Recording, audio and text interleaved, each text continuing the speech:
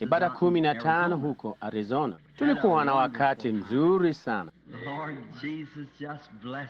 Bwana Yesu alitubariki mno.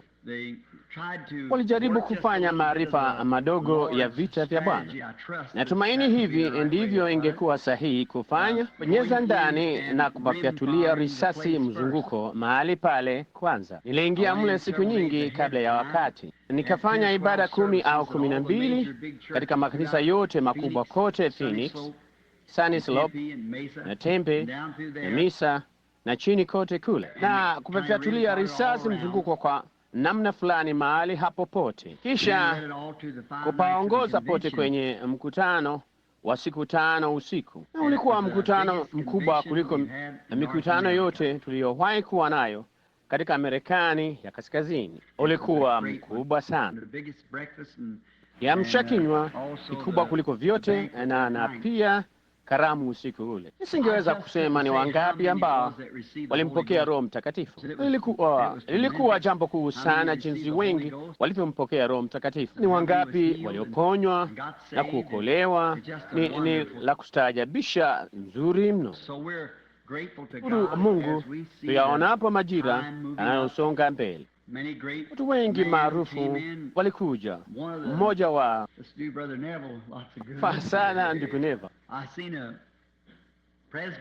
Presbyteri kutoka chuo cha Presbyteri maarufu kuliko vyote katika taifa, akicheza katika roho.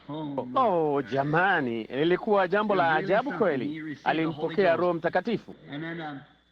Na halafu aliniambia, akasema haikuwa nzuri sana, akasema haikuwa laini, lakini akasema nilichukua moja kwa moja mpaka chuoni mwangu na kuicheza. Akasema akiwa ndiye mtu maarufu wa saikolojia kule, aliwanyamazisha wote. Vema basi, walipata kusikiliza mara moja, haidu. Akasema basi akasema akawa anacheza katika roho kanisani mwake baada ya kumpokea Roho Mtakatifu. Nao akasema, kasisi, utajifunza lini mtindo mpya? Katika kusanyiko langu watakapojifunza huu. Nikawaza hilo lilikuwa nzuri sana. Unajua, ukasisi wa Presbyteria. Hiyo akasema, wakati kusanyiko langu watakapojifunza mtindo huu. Kwa hiyo hilo ni jambo nzuri, kama tu mtoto mchanga akiwa ndiye azaliwe, na hata hivyo amekuwa vema. Unajua nini ingempasa kuwa profesa wa saikolojia katika chuo cha Presbyteri maarufu zaidi ya vyote katika Boston. Vema, kiko katika Marekani.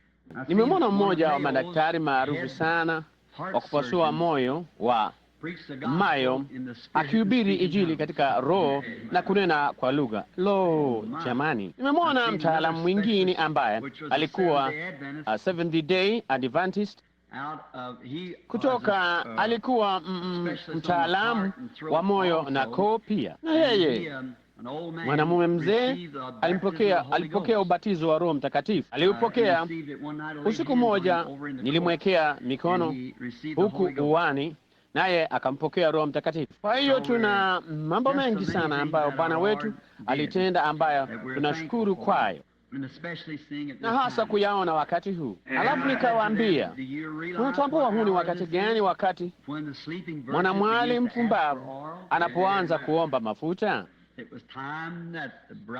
Hapo ndipo bwana harusi alipokuja, na hao watu waliokuwa tayari wakaingia. Lo, ninafurahi sana kujua kwamba tunaishi hapa katika siku hizi za mwisho.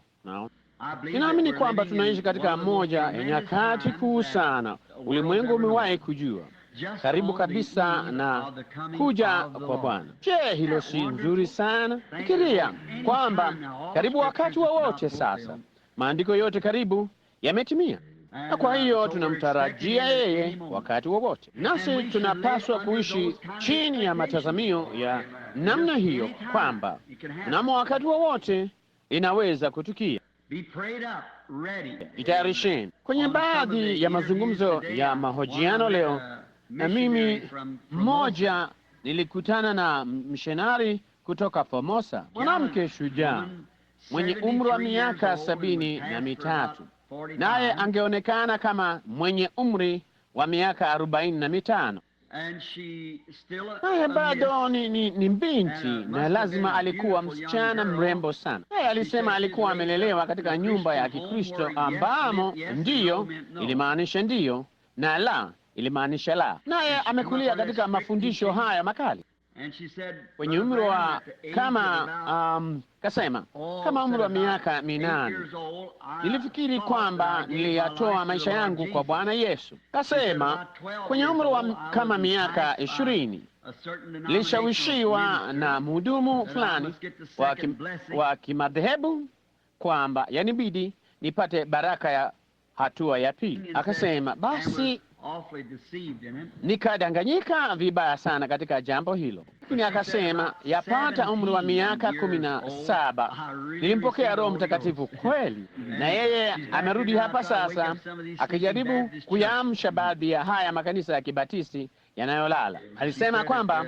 kama kulikuwa na chochote ambacho ameona kimekufa, yeye mwenyewe ni Mbatisti. Alisema ni haya makanisa ya Kibatisti yaliyokufa nyuma huku, aliyaita vyumba vya maiti. Nikasema vema, nadhani unapokuwa katika mstari wa mbele wa vita, nafikiri sasa yeye ni hebu fikiria, mimi 52 alikuwa kule nje kama mishonari kabla ya mimi kusaliwa, na basi nafikiri nilikuwa nimezeeka sana kuendelea na kazi. Nami nikafikiri nisamee Bwana. Naye mwanamke huyo mzima akiwa mchangamfu na mwenye busara kama tu angaliweza kuwa, na alafu akinisimulia matukio mbalimbali nchiani na jinsi ambavyo Injili ilihitajiwa huko Formosa na China na Japani na kadhalika. Kwa hiyo walimrudisha kutoka kazini.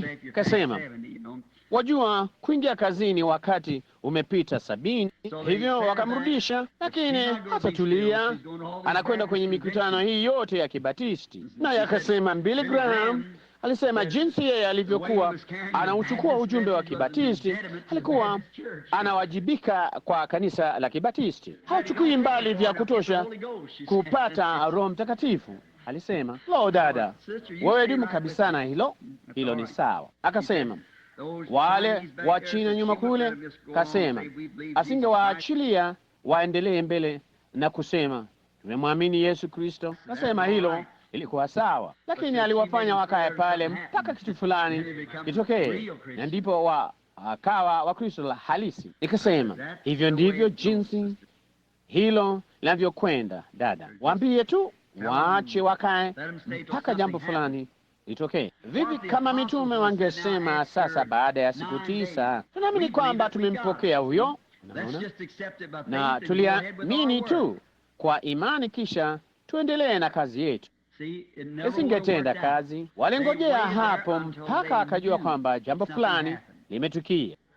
Hiyo ndiyo shida yetu leo, hatukai kirefu vya kutosha. Vema, hiyo ndiyo sababu baada ya tunaweza kuishi maisha ya namna yoyote, kufanya chochote, hayatufadhaishi kwa sababu hatukai pale kirefu vya kutosha. Leo tuko ndani, kesho tuko nje, na huko kaa kirefu vya kutosha mpaka uingie ndani, ufunge mlango nyuma yako, utadumu mle. Basi umetiwa muhuri hata siku ya ukombozi wako. Ninafurahia sana jambo hilo, nasi tulikuwa na wakati mzuri sana kama nilivyosema huko Phoenix na kupitia kote bondeni, na wengi wa Kristo kule, wengi wao wakidumisha maisha yao ya dhamani. Nilikwenda hadi South Mountain, mke wangu nyuma kule pamoja na mimi. Marafiki, kaka yangu Doc alikaa na wale wasichana wawili, na ndugu na dada Wood walikaa na wafulana, na mimi na mke wangu tulikuwa na fungate ya pili. Unajua, hii ilikuwa fungate nzuri zaidi kuliko ile ya kwanza. Akasema mara ya kwanza tulipofanya fungate, kitu pekee nilichofanya ilikuwa kukaa kambini na kungojea uje kutoka mawindoni. Alisema kwa namna fulani nilitumia mbinu ndogo. Niliwaza vema, sasa sina hela nyingi, niliweka tu akiba katika mkebe wa poda kiasi cha kutosha kwenda mawindoni na bado nilikuwa nioe mwishoni mwa mwaka ule. Kwa hiyo niliwaza basi nitafanya yote pamoja, wajua. Na wakati nilikuwa ninakwenda mawindoni itakuwa fungate, unajua, na kwa hiyo tukaviunganisha. Lakini wakati huu tuligharimia na tukatoka kweli, tukaenda na tulikuwa na wakati mzuri sana, na wengi wao walikuja kutoka kwenye maskani hapa. Nadhani ndugu Sodman, jamaa yake nyuma kule, na wengineo, na ndugu Makwaa, na sisi sote tulikuwa na wakati mzuri sana katika Bwana. Na kwa hiyo tukaenda hadi South Mountain ambako ni kusini tu mwa Phoenix, na kuondoka kwenye msongo ule, songo katika mji wa kisasa. Si ajabu watu walipoanza kuongezeka juu ya uso wa nchi, dhambi na ujambazi viliingia. Nami nikatazama juu kule na huku, tukiketi juu sana ili tuweze kuona bonde la Phoenix. Nilimwambia mke wangu, nashangaa ni mara ngapi tangu tumeketi hapa katika dakika hizi 15 jina la Bwana limetajwa bure katika jiji lile, kama vema katika jiji na vitongoji vyake, tukichukua Tempe na Sunny Slope na kule kote. Nafikiri kuna yapata watu 1,000,000 katika bonde lile. Nikasema miaka 300 iliyopita hapakuwa na chochote ila mipungate na mbwa mwitu hapa, na hilo labda machoni pa Bwana lingefaa kama lingalikuwa kama lilivyokuwa. Hiyo ni kweli. Ingawa lile jiji maarufu ambalo walilijenga hapo na nyumba nzuri na kadhalika inapendeza, lakini ingekuwa sawa, ingefaa zaidi kama wanaume na wanawake walikuwa wakienda huku na huko barabarani, wakiinua mikono yao hewani, wakimtukuza Mungu na kumshukuru yeye. Lakini badala ya jambo hilo, kulaani, kufanya yasiyofaa, kunywa, hebu achilia tu ustaarabu uingie na uovu uko. Kuzini kungapi kumetendeka jana jioni, usiku wa jana katika jiji hili? Walevi wangapi, nyumba ngapi, mangapi, mambo mangapi yasiyofaa yametendwa saa moja iliyopita katika jiji hili maarufu. Mke wangu akaniambia, alisema, basi kitu kama hiki, kama nilivyowaza, kungekuwa na faida gani ya kuja hapa? Basi kwa nini umeondoka nyumbani ukaja huku? Hivyo nikasema jambo ni hili, baada ya hayo yote ambayo hakika ndiyo wengi, lakini kuna kundi ndogo chini kule.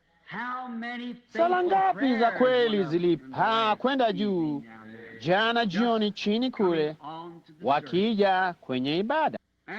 Na yeye alikuwa mwema mno kwetu, hata makanisa yangejaa kabla ya jua kuchwa, hata usingaliweza kuingia kwenye viwanja karibu na mahali pale, na hayo madhehebu na kadhalika. Na Bwana alimwaga Roho wake na kuwabariki, nami siku sita niliendelea tu kutangaza Injili moja kwa moja. Wakati mwingine bila shaka ni chungu sana, bali ndiyo njia pekee inayoijua. Ni chungu humu, hivyo basi itakuwa chungu zaidi hukumuni, ambapo itatubidi kustahimili. Kwa hiyo kwa jumla ilikuwa jambo tukufu sana, na tunataka kulishukuru kanisa hapa kwa kuomba na kutusaidia na kutusongeza karibu na msalaba. Na sasa hapo nilipokuwa nikirejea nyumbani humu, na ningeshuka asubuhi hii pengine kuwaombea baadhi ya wagonjwa. Nina mahojiano mengi ambayo yanangojea, visa ambavyo baadhi yao nimevipata siku chache zilizopita tangu nimekuwapo hapa. Nimengojea mwezi mmoja tangu niondoke. Wanajaribu kuwaendea upesi wawezavyo, kuwachukua toka sehemu mbalimbali wanakokaa, na Bwana akipenda, mnamo majuma mawili zaidi nitakwenda Tucson. Hiyo ni kushuka sehemu ya chini. Na sasa wafanya biashara wakati huu, kwa hiyo mnaweza kuliombea jambo hili. Sitaki kamwe kutenda kitu chochote mpaka kwanza niamini ni mapenzi ya Bwana. Sasa mkutano unaofuata ni wa huko Modesto, na alafu toka hapo hadi Washington, jimbo lenyewe Washington, na hadi Zurich, na alafu Palestina, na alafu kwenda Afrika Kusini. na hayo yote yanafanyika kati ya sasa na Juni. Nami nilialikwa kuwa mzungumzaji kwenye mikutano yote hii, na huenda ikanipa nafasi ya kuingia Afrika Kusini tena. Mwito wa kila mwezi tunapata makaribisho, bali kama mmoja, kuna mtengano mkubwa katika makanisa ya Kipentekoste. Kama ukienda upande mmoja, yale mengine hayatajishughulisha na jambo hilo na hawatashirikiana pamoja. Kwa hiyo nimejizuia sasa kwa yapata miaka 5 nikiwa na mwito moyoni mwangu wa kwenda. Na sasa pengine kama wafanya biashara watanikaribisha kiasi tu cha kupata kujiimarisha. Hiyo ni kutoka pande zote mbili, unaona, na kwa hiyo hili huwafanya hao wote kukutanika pamoja. Yawabidi wote washirikiane katika jambo hilo, kwa sababu haja zao za kifedha, za haja za makanisa yao zipo. Kwa hiyo yawabidi kusudi wasione haya, unaona. Kwa hiyo pengine yawezekana iwe ni mapenzi ya Bwana. Hata hivyo sijui, inaonekana njema, lakini sijui. Ndipo basi katika mwaka huu ndugu Bodas alinipa utaratibu wa safari au mialiko, na kwa kweli ilikuwa ni kitabu kikubwa mara 2 namna hii cha mialiko kila mahali ambapo imekuja tangu Krismasi iliyopita. Ni kazi kubwa kabisa kwa akili ya binadamu kujaribu kulitatua. Kwa hiyo sikuchukua wowote, nitachukua mkutano mmoja tu, ndipo ningoje nione ambako Bwana ataniambia niende tokea hapo. Ndipo nitakwenda mwingine na halafu mwingine, na popote yeye aniambiapo niende. Kwa hiyo niombeeni. Nakumbuka mwaka uliopita kule chini na ndugu au kwa dada Cox chini kule, wakati ndugu Angerbride aliponiita kufanya safari hii hadi Anchoring. Vipi kama ningeendelea na hiyo kwa kubahatisha tu kwamba yote ni sawa? Sasa nilikuwa ninafikiria jambo hilo kubahatisha. Nilihubiri juu ya somo la jambo hilo. Nisema nilipokwenda nje kule, niliwaambia vijana wa kanda, msichukue kanda zozote, msitoke na kanda zozote. Nitahubiri juu ya masomo yale yale niliyohubiri hapa. Nafikiri nilihubiri mmoja ambalo nilihubiri hapa, mengine yote yalikuwa mapya, na ndugu Magoa aliyanasa yote kubahatisha. Kwa hiyo kama ningelikwenda nikibahatisha juu kule, hakika ingekuwa tofauti na ilivyotokea kuwa. Lilo ono lisingelitimizwa, lakini lilo ono lilitimizwa, na ninyi nyote mnajua jambo hilo, jinsi Bwana alivyobariki. Sasa kuna jambo jingine ambalo limekuwa moyoni mwangu muda mrefu. Kanisa, liombeeni. Ninyi watu wote hapa mnajua kwamba tangu nilipokuwa mvulana mdogo sikuridhika kama katika nchi hii. Umetamani siku zote kwenda magharibi. Na ninakumbuka nilipokuwa namfyekea majani mama mkwe wangu kule juu kwenye mahali padogo ambapo palikuwa mali ya kanisa hapa, kwamba mahali pale nilikuwa nimeketi kwenye vipandio, ndipo Roho Mtakatifu akanizungumzia akasema, siwezi kukubariki zaidi mpaka unitii mimi kabisa kama Ibrahimu. Na Ibrahimu, Mungu alimwambia ajitenge na aende peke yake, na alipofanya hivyo alimchukua baba yake na mpweke. Ndipo Ibrahimu alipomtii Mungu kabisa, basi kulikuwa na utimilifu kabisa wa kile Mungu alichomwahidi. Na kifungo moja ya vifungo muhimu ambavyo vimenifunga mimi hapa kilikuwa mama yangu. Mnajua hivyo. Na sasa mama ameondoka kwenda kuwa pamoja na Bwana Yesu. Sijui ningeukie njia gani, nifanyeje. Kwa hiyo niombeeni. Sasa ndugu Neville, nilitoka kwenda jukwaani, mtu fulani alikutana nami akasema, lo, wana ibada nyingi kuu usiku wa leo. Watakuwa na ibada ya mahubiri, ibada ya nyimbo, ibada ya maombi, halafu wachukue sadaka, na halafu wakasema watatawadhana miguu, ushirika na ibada ya ubatizo. Nikawaza, masikini ndugu yangu, jamani, yote hayo. Najua hilo ni nini, labda baada ya kuhubiri sana asubuhi ya leo. Sasa nikawaza nitaingia juu kule, pengine atanitaka niongoze ushirika, naye akasema, utatuzungumzia usiku wa leo kama ukijisikia unaongozwa. Kwa hiyo ninajua hilo linamaanisha nini. Kwa hiyo basi nikarudi nikachukua andiko hapa na kuandika maelezo machache, na pengine Bwana atanisaidia kutoa ujumbe mfupi wa kama masaa 4, na halafu tutawadana miguu, halafu ushirika mimi labda nitamaliza kabla ya hapo.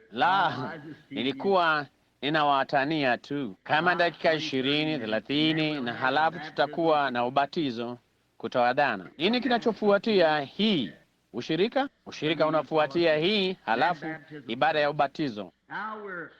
Sasa tunafurahi kwamba mtabatizwa. Sasa kama Mungu akipenda na hilo likimpendeza yeye, na ni sawa kwa mchungaji na watu, Jumapili ijayo asubuhi nitashuka kuja kuwaombea wagonjwa na kuzungumza, Bwana akipenda, Jumapili hii ijayo, sababu labda Jumapili ifuatayo itakuwa nimeondoka tena wakati huo. Na sasa nikiwa humu nataka kuja na kuzungumza hapa, sababu labda kwa namna fulani tuna uhusiano wa pamoja kama ndugu, na mimi pamoja na ndugu Neville hapa, na sisi tunapendana na tunataka kushirikiana na kusaidiana. Hili linaonekana ni jambo la kukufuru, lakini natumaini halionekani jinsi hiyo kwenu. Bwana Corey alisema wakati mmoja, nilikuwa katika kampeni ya taa nikiuza mbabu za kampuni. Akanunua mbabu nyingi sana ambazo zingemfaa kwa matumizi ya miaka 4 au 5. Kageuka na kununua Ford toka kwake. Akasema, Mbili, ninaamini ni hali ya nipe nikupe. Kwa hiyo huko ni kusaidiana tu kwa namna fulani katika wakati wa haja. Kwa hiyo hilo ni sawa.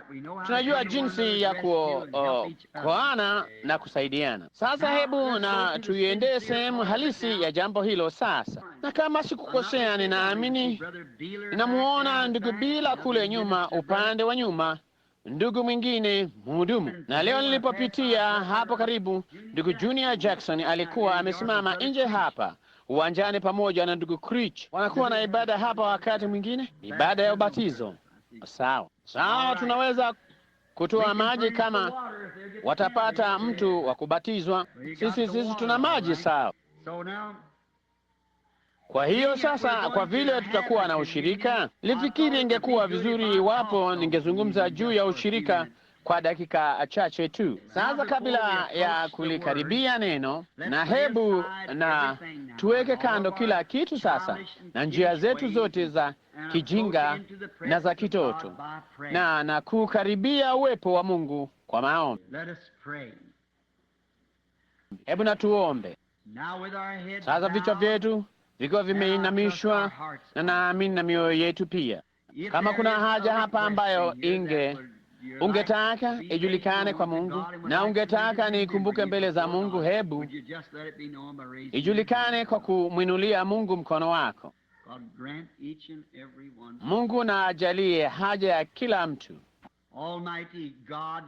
Mungu Mwenyezi, Baba wa Bwana wetu Yesu Kristo, ambaye umemfufua yeye katika wafu na kumketisha yeye mkono wa kuume wa ukuu, aishiye siku zote kufanya upatanisho juu ya mambo ambayo tunaamini kwamba yeye alitutendea sisi na kukiri kwamba ndivyo ilivyo. Tunaomba Bwana Mungu kwamba usiku wa leo kwamba wewe utatusamehe dhambi zetu. Tunataka kukaa chini ya damu wakati wote, kwani hatujui ambalo lingetukia. Mambo yote karibu yamemalizika. Tunahisi Bwana kwamba kuja kwa Bwana kumekaribia, na tunajitayarisha kusafiri. Na tufikiripo juu ya safari, tunaweza tufikirie juu ya masanduku na nguo za ziada na viatu vya ziada. Lakini jinsi hiyo ilivyo tofauti na safari hii, Si kufungasha, ni kufungua, kuweka kando, kama mtumishi wako mkuu Paulo alivyosema katika kitabu cha Waebrania sura ya 12. Tunaweka kando kila uzito na kutokuamini ambako hutuzinga kwa upesi, ili kwamba tuweze kupiga mbio kwa saburi katika yale mashindano yaliyowekwa mbele zetu. Na hatuwezi sasa kutabiri mambo mazuri kwa ulimwengu huu wa kisasa. Jambo pekee ambalo tunaweza kutabiri kwa Roho ni uharibifu, hudia, matetemeko ya ardhi,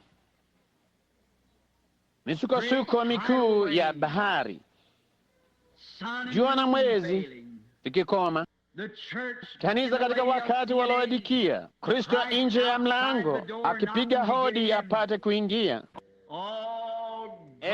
Mungu, kama Mikaya wa Kale angewezaji kumbariki Ahabu wakati unabii ulikuwa dhidi yake, wakati yule nabii mkuu mwenye nguvu Elija alimwendea, na kwa sababu ameondoa uhai wa yule mtu asiyekuwa na hatia Naboth, kwa hiyo kasema, mbwa watairamba damu yako. Basi Mikaya angewezaje kutabiri mambo mazuri? Watoto wa siku hizi waliojazwa Roho watawezaje kuwatabiria mema wenye dhambi, watu wasiojali ambao wamemfungia Bwana nje? Mungu, tunaona uchungu tu wa hukumu mbele yetu, na kuwapigia makelele wale wasio sawa. Kimbilieni Bwana, kwani yeye ni mwamba katika nchi ya uchovu. Yeye ni mahali pa kujisitiri majira ya dhoruba, na jina la Bwana ni ngome imara, na wenye haki huikimbilia wakawa salama. Tawezaji kufikiria juu ya ile miji mikuu iliyojengwa ya makimbilio, na wakati mfukuzaji anayemfukuza mtu, yeye akiingia katika ngome alikuwa salama, hakuna kitu kingeweza kumguza. Mungu, tujalie tukimbie na tuharakishe kumwendea Bwana, kwani yeye ndiye kimbilio letu na nguvu yetu na msaada wa karibu wakati wa mateso. Kwa hiyo, kwa kuona kwa jicho la tai, kama ilivyokuwa matatizo yakitokea, mawingu yakizunguka, ngurumo na umeme na hukumu ya umeme vikiuvamia ulimwengu, tunajua kwamba tufani inakaribia. Usiku wa leo Bwana, tunawaombea hawa hapa ambao wameinua mikono yao. Si walitaka nini Baba, wewe unajua. Naomba kwamba utawapa kila kitu kwa ajili ya nafsi zao za dhamani, ambao kwa makusudi hayo mkono huo umeinuliwa. Lijalie Bwana, waponye walio wagonjwa, wafariji walio wachovu, wape furaha wanaodhulumiwa, wape amani walio wachovu, chakula kwa wenye njaa, maji kwa wenye kiu, furaha kwa wenye huzuni, uwezo kwa kanisa. Bwana, mlete Yesu miongoni mwetu usiku wa leo, tukiwa tunajitayarisha kushiriki ushirika unaowakilisha mwili wake uliovunjwa. Tunaomba Bwana kwamba yeye atatuzuru kwa njia ya ajabu sana. Bariki kusanyiko hili ndogo, mchungaji wake mpenzi, ndugu yetu Neville na jamaa yake, na mashemazi, wadhamini na kila mtu aliyepo. Wabariki wengine Bwana, kila mahali ulimwenguni ambao wanangojea kwa furaha kuja kwa Bwana. Taa zimetengenezwa na dohani zimezunguliwa kabisa, na nuru ya Injili ikiangaza katika sehemu zenye giza. Sasa nisaidie Bwana kwa maneno haya machache, libariki tunapolisoma hilo, na utupe somo, kwa maana tunaomba jambo hilo katika jina la Yesu, amina. Sasa tunaweza kufungua kitabu sura ya 6 ya Yohana Mtakatifu, na lingekuwa jambo jema kama kila mmoja wetu angesoma sura yote hii tuendapo nyumbani. Ningetaka kusoma kuanzia aya ya 47 kuenda chini hadi ya 59 zote pamoja, kwa namna tu ya kujenga kifungu juu ya somo la Yesu akizungumza sasa kwenye sikukuu. Ulikuwa wakati mkuu, hizi sikukuu zilikuwa hivyo. Walikunywa maji toka mwambani kuwakilisha ule mwamba uliokuwa nyikani, na wakala kwa ajili ya mana ile ambayo ilianguka miaka 100 nyingi iliyopita kwa ukumbusho. Ilikuwa tu ni sikukuu ya Pasaka kama tuliyo nayo usiku wa leo. Amini amini nawaambia, yeye aniaminie mimi yuna uzima wa milele. Mimi ndimi chakula cha uzima. Baba zenu waliila mana jangwani wakafa. Hiki ni chakula kishukacho kutoka mbinguni, kwamba mtu akile wala asife. Mimi ndimi chakula chenye uzima kishukacho kutoka mbinguni, kwamba mtu akila chakula hiki ataishi milele. Na chakula nitakachotoa mimi ni mwili wangu, kwa ajili ya uzima wa ulimwengu. Basi Wayahudi walishindana wao kwa wao wakisema, awezaje mtu huyu kutupa sisi mwili wake ili tuule? Basi Yesu akawaambia, amini amini nawaambieni, msipoula mwili wake mwana wa Adamu na kuinywa damu yake, hamna uzima ndani yenu. Aulaye mwili wangu na kuinywa damu yangu anao uzima wa milele, nami nitamfufua siku ya mwisho. Kwa maana mwili wangu ni chakula cha kweli, na damu yangu ni kinywaji cha kweli. Aulaye mwili wangu na kuinywa damu yangu hukaa ndani yangu, nami hukaa ndani yake. Kama vile Baba aliye hai alivyonituma mimi, nami ni hai kwa Baba,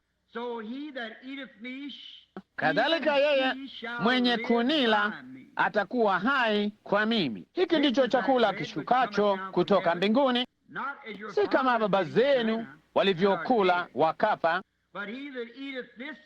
bali akilaye chakula hicho ataishi milele. Maneno hayo aliyasema katika sinagogi alipokuwa akifundisha huko Kapernaum. Bwana na abariki neno lake. Nataka tu kwa dakika chache kuzungumzia juu ya ushirika. Neno ushirika linamaanisha nini? Kushiriki humaanisha kuzungumza. Kuwa na ushirika hasa kuna maanisha kushirikiana, kuzungumziana. Kama ukizungumza kwenye simu na mtu fulani, hapo mnazungumziana, mnashirikiana. Na kama tungesongea kando na kusimama huko upande wa nyuma wa hili jengo, mtu yeyote na mchungaji au watu wowote wawili wanashirikiana mmoja kwa mwingine. Sasa ushirikiani kwa redio, kwa sababu hamwezi kujibizana, au televisheni, lakini wakati unaweza kwa simu, kwa sababu mnashirikiana mmoja kwa mwingine, si upande mmoja. Siwezi kushirikiana nanyi sasa kwa sababu hamjibizani nami. Kwa hiyo basi, isingekuwa kuja kumsikiliza mchungaji akitoa ujumbe wake. Isingekuwa hivyo, kukusanyika pamoja, kushirikiana, huo usingekuwa ushirika. Kama unakuja kushirikiana na mchungaji tu, ungalimwita kando au mtu yeyote na kushirikiana na huyo mwanamume au mwanamke. Lakini tunalolijia ushirika ni kwa kila mmoja wetu kama watu binafsi kushirikiana na Kristo. Huko ndiko kushirikiana. Basi kushirikiana si kabisa mtu mmoja anayezungumza, sisi pekee kuzungumza, bali kungojea na kuona ambacho yeye anatujibu. Sasa hapo ndipo ambapo mara nyingi kwamba tunafanya makosa yetu makubwa, ni tunaendelea na kuzungumza na hatungojei na kumpa yeye nafasi ya kujibu. Tunakwenda wakati mwingine tunasema, Bwana, ningeomba kwamba wewe utende fulani na fulani na fulani na fulani, amina, na kuinuka na kuondoka. Sasa huko kwa kweli sio kushirikiana, huko ni kwenda na kuomba kibali. Lakini wakati unapokaa kirefu vya kutosha mpaka yeye anajibu, hapo ndipo ambapo unapata ushirika, kushirikiana na Bwana. Naam, na njia kuu ya kushirikiana ni kupatana.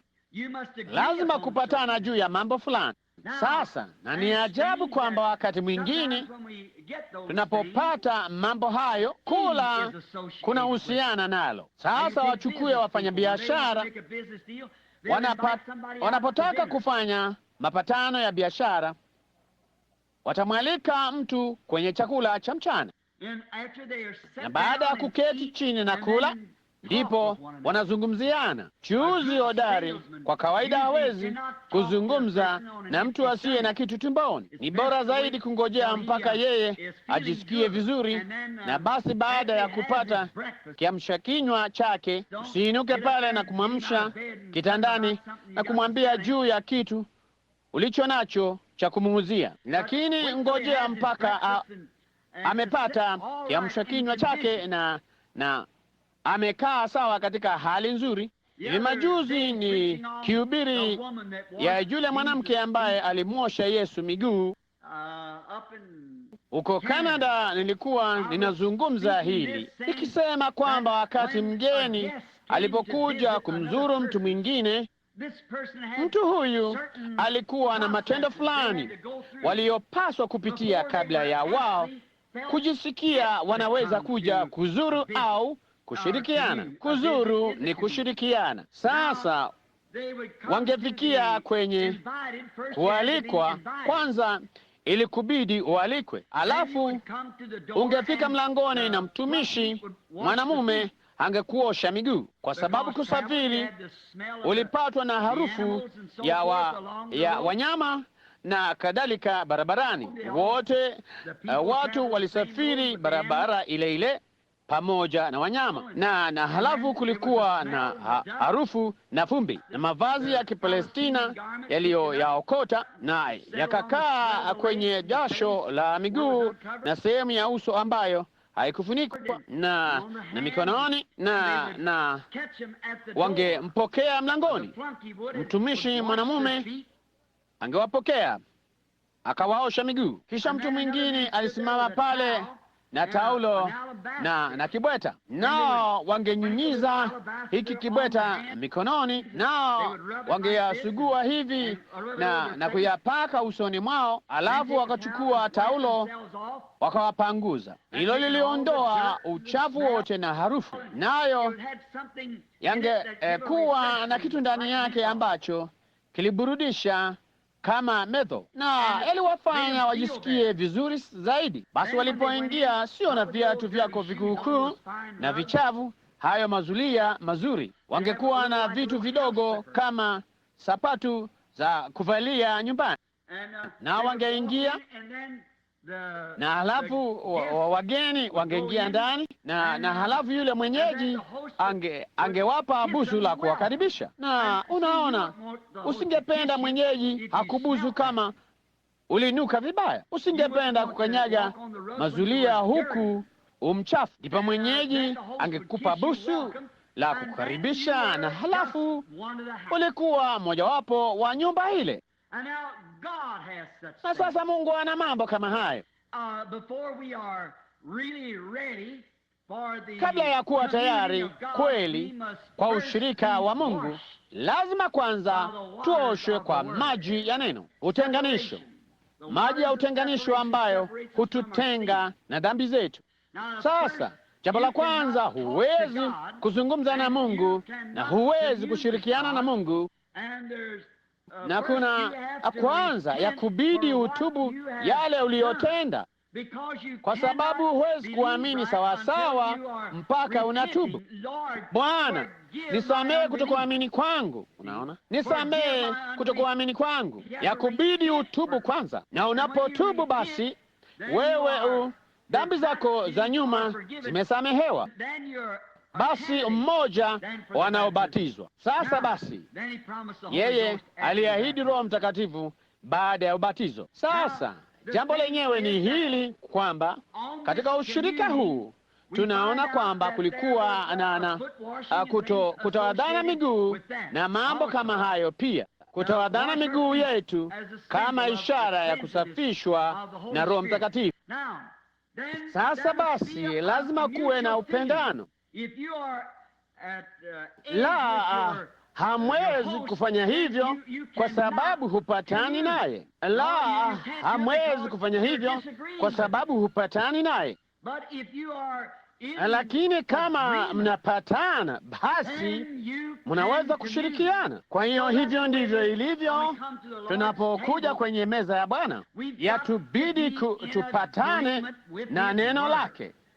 Unaona, yatubidi tuzaliwe mara ya pili, Roho wa Mungu ndani yetu akisema amina kwa kila neno ambalo yeye ameandika, ndipo tunaweza kushirikiana naye. Ili tumeambiwa na Mungu. Mioyo yetu isipotuhukumu, basi tuna kibali na Mungu. Tunajua tunapokea maombi yetu na dua yetu ni kwa sababu mioyo yetu haituhukumu. Sasa kama Mungu akituambia lazima tuzaliwe mara ya pili na hatukupokea kuzaliwa upya, basi tutaona wasiwasi kidogo kumwendea, kumwomba yeye kitu chochote. Unaona, kwa sababu tunajua hatujatimiza matakwa yake. Kitu pekee basi ni sala ya mwenye dhambi, lakini tunazungumza na yeye tunaposhirikiana naye. Hilo huleta ushirika. Sasa njia hii ya ushirika ningetaka kuelezea kwa muda kidogo. Sasa tunachukua tunachokiita ushirika ni mkate na divai. Sasa huo umeelezewa vibaya sana, hata si vizuri kuuzungumzia. Jinsi huo ulivyoelezewa vibaya kwenye miaka iliyopita. Huo kwa kweli sio ushirika, huko ni kushika amri. Naona sasa sababu ya sisi kuita ushirika ni kwa sababu linahusiana na neno la Kikatoliki ambalo ni Ukaristi takatifu, ambayo ni mwili halisi wa Bwana Yesu, lakini si mwili wa Bwana Yesu. Ni kumbukumbu tu la mwili wake, na sijali makasisi wangapi au wahubiri au yeyote anayebariki huo, bado ni mkate na divai. Hakuna kasisi kama wanavyotuambia kwamba Mungu anawajibika kumsikiliza kasisi wakati yeye anapougeuza ushirika wanaoita ushirika Ekaristi kuwa mwili halisi wa Bwana Yesu. Alafu mwamini anapokea huo, na huo ni ushirika. Hayo ni makosa. Kushiriki ni kumzungumza na kushirikiana, kitu ambacho unaweza kukizungumzia nacho kikakujibu. Huko ni kushirikiana. Mkate mwembamba hauwezi kujibu. Kwa hiyo kwa kweli ushirika wenyewe ni Roho Mtakatifu akijibu. Unapomwomba yeye, basi yeye anakujibu. Huo ndio ushirika sahihi. Hii ni kumbukumbu, kushiriki katika kusulubishwa kwake na kufufuka kwake, na sio ushirika. Tunaoita hivyo, lakini sivyo ulivyo. Ilitoka katika kanisa Katoliki juu ya kushiriki mkate huu mwembamba, kama tulivyozungumzia hivi majuzi katika utaratibu, na kulizungumzia katika Ukristo dhidi ya ukafiri, jinsi ambavyo mkate huu mdogo mwembamba ni mwili halisi wa Kristo. Sasa kanisa Katoliki huamini hivyo. Uliwahi kuona wanapopita kanisani wanajifanyia alama msalaba, wanatoa kofia zao na kadhalika? Si kanisa, ni ule mkate mdogo mwembamba mle ndani, ule mwili ambao kasisi ameugeuza kutoka mkate mdogo mwembamba ukawa mwili halisi wa Kristo, na huku panya na vipanya wanaweza kubeba. Huwezi kuwazia mawazo ya kiungwana ukafikiria kwamba eti kipande cha mkate kingekuwa mwili wa Bwana Yesu. Haiwezekani. Ushirika ni kuzungumza na kinajibu kitu ambacho unazungumza nacho. Neno lenyewe hasa ushirika humaanisha kuzungumza na au kushirikiana na kitu ambacho kinakujibu, na Mungu hukuzungumzia pia kushirikiana, na bado ni mkate na divai ambavyo tunaviita ushirika. Sasa Yesu alisema hapa ninaposoma, mwili wangu ni chakula na kinywaji, damu yangu, mwili na damu ni chakula na kinywaji. Sasa tunataka kufikiria kumhusu Yesu na kumhusisha yeye, kile alichokuwa yeye. Mwili wake ni nini? Mwili wa Kristo ni nini? Ni kundi la waamini ambao wanashirikiana na yeye katika Roho Mtakatifu. Si sanamu, si kipande cha mkate, bali Roho ambaye yuko ndani ya moyo wa mwamini. Nao wanashirikiana pamoja, kwamba wakati mwanadamu na Mungu wanaweza kuzungumza mmoja kwa mwingine, wana na mbindi za Mungu. Binadamu asiyedumu kwa kumwaga damu ilileta ondoleo la dhambi, na mtu huyu na mwanamke huyu, mvulana au msichana, ambaye ana ushirika pamoja na Kristo, anashirikiana naye mwili. Kama vile mume na mke wangeketi chini na kuzungumziana, au mvulana na mpenzi wake, Kristo na kanisa lake wakishirikiana pamoja. Hiyo ndiyo sababu tunaweza kusikia kutoka kwake na kuona wakati ujao kabla haujafika hapa, na kuweza kujua wakati ujao kwamba ni mkamilifu, kwa sababu tunashirikiana na yule Mungu anayeshikilia umilele katika mkono wake, tukishirikiana mmoja kwa mwingine, mwili wa Kristo, mwili wa siri na wa kiroho wa Kristo. Si kuhusiana na aina yoyote ya sanamu au mkate au mvinyo, bali katika umbo la kiroho. Sasa Yesu alisema jambo lile lile. Chukua Yohana Mtakatifu sura ya 4, akizungumza na yule mwanamke pale kisimani. Yeye alikuwa akizungumzia kuhusu kitu kama baba zetu walikunywa penye chemchemi hii na wakichimba kisima hiki, Yakobo naye akawapa wanawe na wanyama wake maji haya, nawe unasema tuabudie katika mji fulani, na wengine husema katika mlima huu. Kisha Yesu akasema, hebu kidogo, Sisi tu Wayahudi nasi tunaelewa ni nini maana ya kuabudu, lakini sikiliza hili, ewe mwanamke,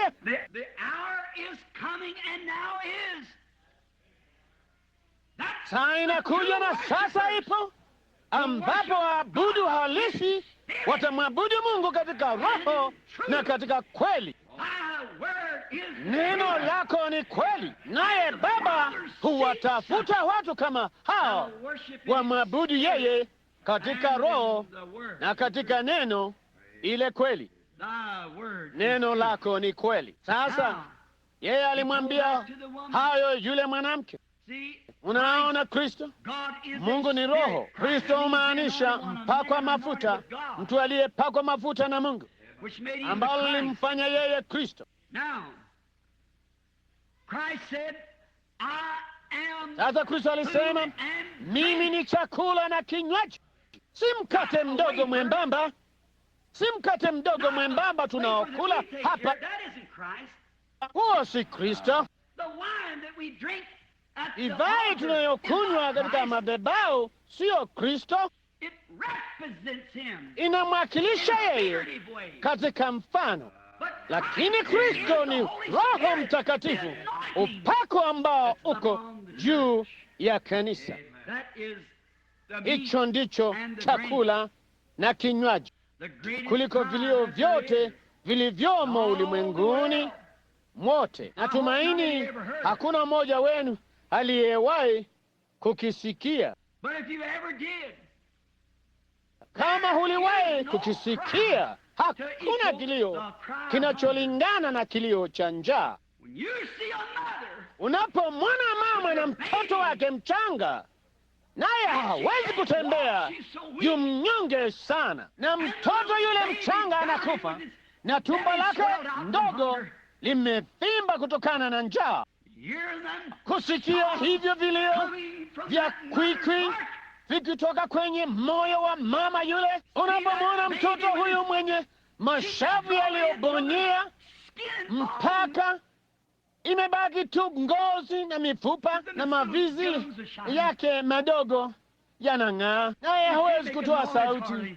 Ni vigumu kwake, macho yake madogo yametokeza.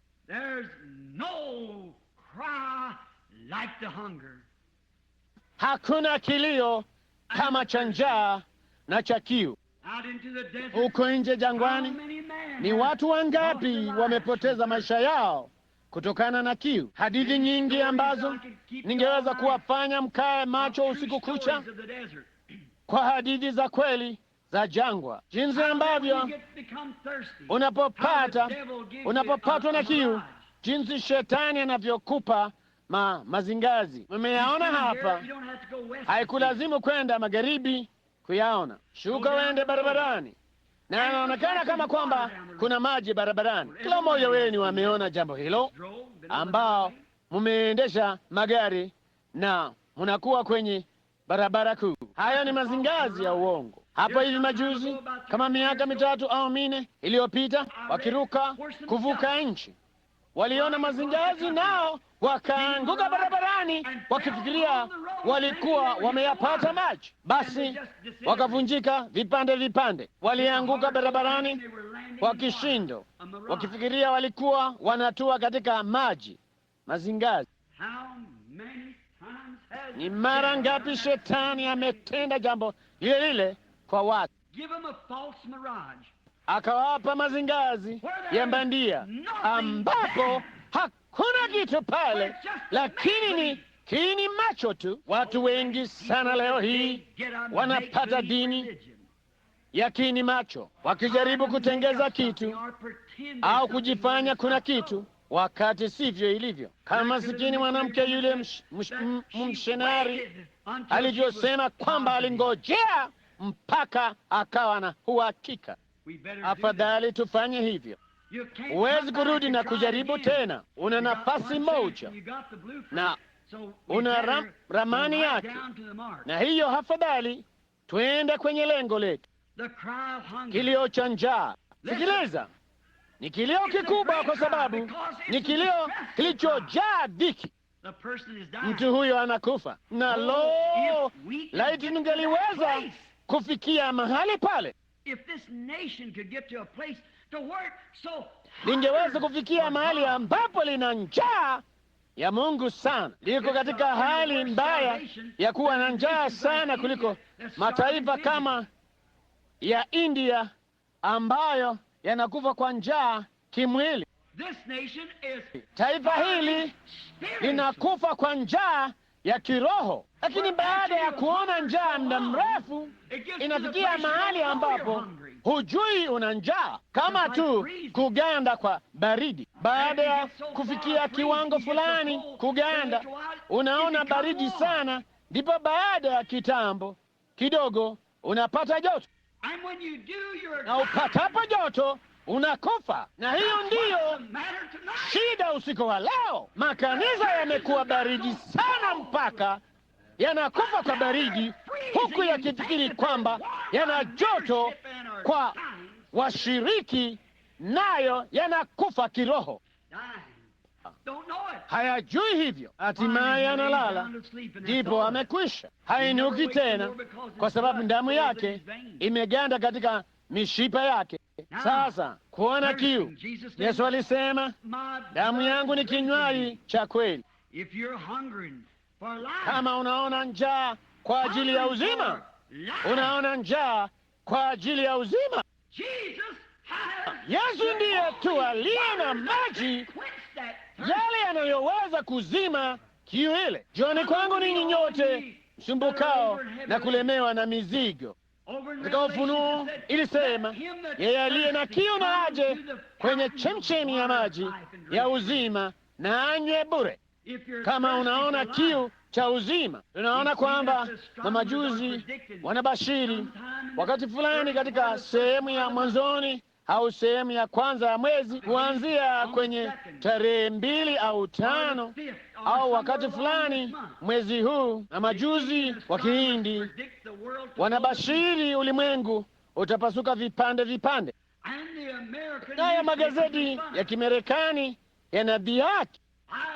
Siamini dunia itapasuka vipande vipande, lakini nasema ni makosa kulidhihaki, kwa sababu kitu fulani kiko karibu kutukia hivi karibuni, kitu kama hicho. Wakati zile sayari 5, Mars, Jupiter na Venus na kadhalika zijapo kwenye hazijawahi kutenda hivyo. Wanadai labda miaka 25,000 iliyopita, lakini nani alikuweko nyuma huko kujua jambo hilo? Ninabashiri kwamba hili lina matumizi. Ninaamini ni mwisho unaokuja wa hoja ya Mungu, kwamba mafunuo makuu ya neno yatafunguliwa wakati huo. Kumbuka, wanadai ilikuwa nyota 3 zilizokuja kwenye mzingo wa kati Yesu alipozaliwa, na hii ni 5, na 5 ni neema, namba ya neema. 3 ni namba ya ukamilifu, 5 ni namba ya neema.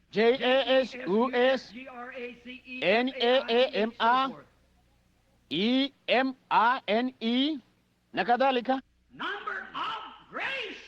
namba ya neema. Mungu hakiwahi kupeleka nguvu yake kwa kanisa, itakuwa kwa neema yake, haitakuwa ni kwa utii wa watu. Na Isaya alisema katika sura ya 40 jinsi ya kupasia sauti Yerusalemu kwamba vita vyake vimekwisha. Hata hivyo ulikuwa na hatia ya ibada za sanamu, lakini ilikuwa neema ya Mungu iliyokuwa inakupeleka. Mungu anapotupelekea chochote, itakuwa neema yake na si matendo yetu mema. Kwa hiyo inaweza kumaanisha kitu fulani. Ninabashiri kwamba kutakuwa na badiliko, sijui itakuwa ni nini, lakini naamini linajitayarisha kutukia. Tuko kwenye katikati ya mkesho wake sasa. Na iwapo mtu yeyote anaona njaa, na aje kwa Kristo. Kama mtu yeyote ana kiu, na aje kwa Kristo. Yeye hutuliza kiu. uridhishaji wa kiu yetu yote pamoja na njaa. Nilikuwa na hadithi ambayo nilihadithiwa wakati fulani uliopita. Pengine nilisimulia katika kanisa hili. Nimeisimulia, nisameheni kwa kuirudia hili. Nigusie sehemu iliyo muhimu. Kulikuwa na kiongozi wa Kihindi au namna fulani ya mwangalizi wa Hindi. Alikuwa anatembea katika nchi ya Navajo, naye akapotea. Jina lake lilikuwa Koi.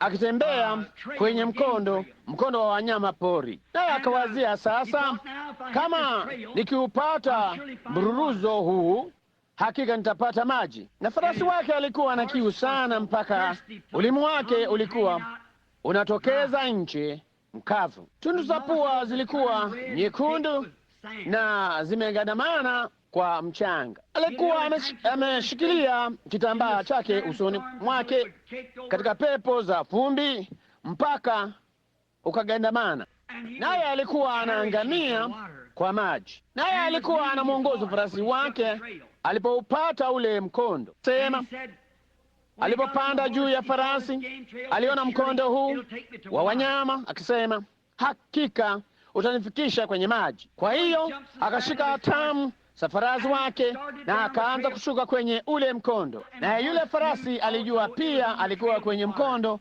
unaoelekea kwenye maji. Jinsi Mungu anavyotoa silika kwa wanyama bubu. Basi akaenda moja kwa moja kwenye ule mkondo. Hatimaye akapiga kona achache upande mmoja, chache tu sana kutoka kwenye ule buruzo. Yule farasi alitaka kugeuka upande ule, lakini Koi alifikiria vinginevyo. Alijaribu kumshikilia katika ule mkondo wenyewe, naye akaanza kusonga mbele, wala yule farasi hakutaka kwenda. Akamchokoa, naye akalia na kuelekea upande mwingine. Ndipo akaanza kuinua miguu yake mbele. Alikuwa mnyonge sana, asingeweza kumrusha chini. Kwa hiyo akaanza kuvuta vichokoo tena mpaka akamkata yule farasi. Akiwa ana shauku sana kuyafikia maji, maisha yake yangeokolewa, mpaka yule farasi akasimama akitetemeka na kutokwa na damu. Basi akatazama chini kule, alikuwa ametetemeka hivyo na karibu aanguke chini yake. Akainama, akamwangalia, akaona damu bafuni mwake. Alikuwa Mkristo, naye akamwambia farasi wake, nimesikia mara nyingi kwamba wa mwitu au wanyama wanayosilika haielekei, kana kwamba kitu hicho kidogo kinachoelekea upande ule kingekuwa kinakwenda kwenye maji. Inaonekana kama njia hii kuu hapa ingeelekeza ambako wanakokwenda mara zote kunywa maji. Lakini akasema, kama umenibeba kwa uaminifu hadi sasa, nitafuata silika yako. Lo, jinsi inavyofikiria hilo kumhusu Kristo. Njia iendayo kwenye uharibifu ni wazi na inaangaza kote, bali iko njia nyembamba iongozayo hadi uzimani. Ni wachache wanaiona. Yeye pekee siyo silika, lakini Roho Mtakatifu atakugeuza akuelekeze kwenye maji hayo ya uzima. Nafikiri huyo amenileta mimi salama umbali huu. Nitamchukua yeye njiani mote. Kumalizia ile hadithi, yeye hakwenda nusu maili hadi kwa ghafla yule farasi mwaminifu alipojitumbukiza moja kwa moja kwenye shimo kubwa la maji. Yule farasi alijua ambalo alikuwa akizungumzia, alilokuwa anamaanisha katika njia yake ya kujieleza kwa yule mpandaji. Yeye aliingia mle ndani, alisema alitupia maji pua la yule farasi. Yeye mwenyewe akaoga, akalia kwa nguvu na akapiga mayowe, naye alikuwa akipasa sauti kwa nguvu zake zote na kumwaga maji ndani ya koo lake na kupasa sauti kwa nguvu, tumenusurika, tumenusurika, tumenusurika. Naye yule farasi akinywa na kutetemeka, naye akaangalia mbavu zake zenye damu, halafu zote zimejaa mikwaruzo ya vichokoo. Na mara tu akasema, alimsikia mtu fulani akisema, toka humo majini. Ndipo akaangalia, na palikuwa na maskini mchunga ng'ombe aliyeumbuka uso amesimama pale, naye akatoka mle majini, naye alisema alisikia harufu ya moto.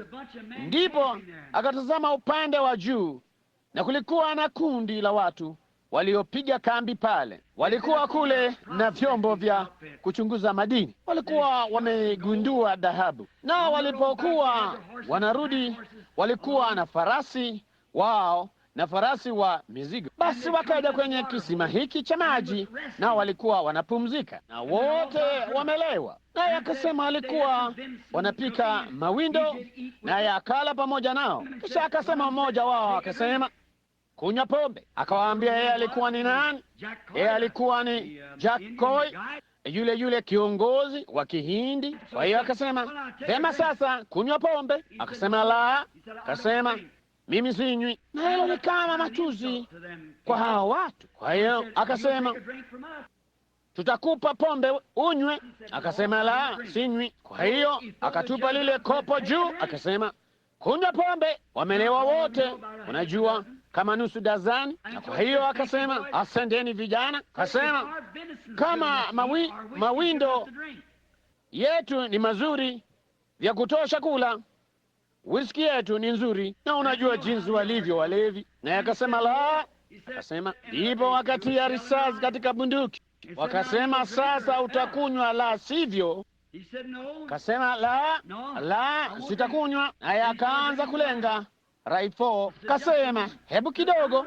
Kasema, mimi siogopi kufa, mimi siogopi kufa. Akasema, lakini mimi nataka kuwasimulia hadithi yangu kabla ya kufa.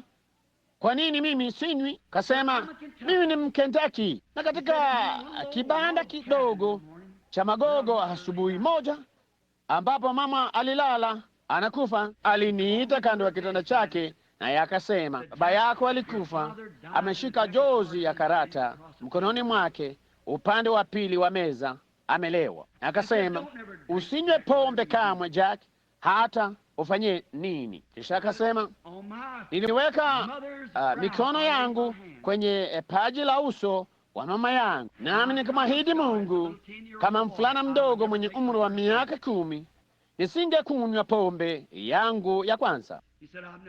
Sijainywa kamwe. Ndipo akasema, sasa kama unataka kunipiga risasi nipige tu. Na wakati yule mlevi alipoinua bunduki yake na akatupa kopo juu tena, akasema, inywe au nitakupiga risasi. Mara bunduki ikalia na lile kopo likapasuka. Masikini mchungaji alikuwa amesimama kando ya genge, huku ameumbuka uso, machozi yakimtiririka. Akasema, Jack, mimi pia inatoka Kentucky,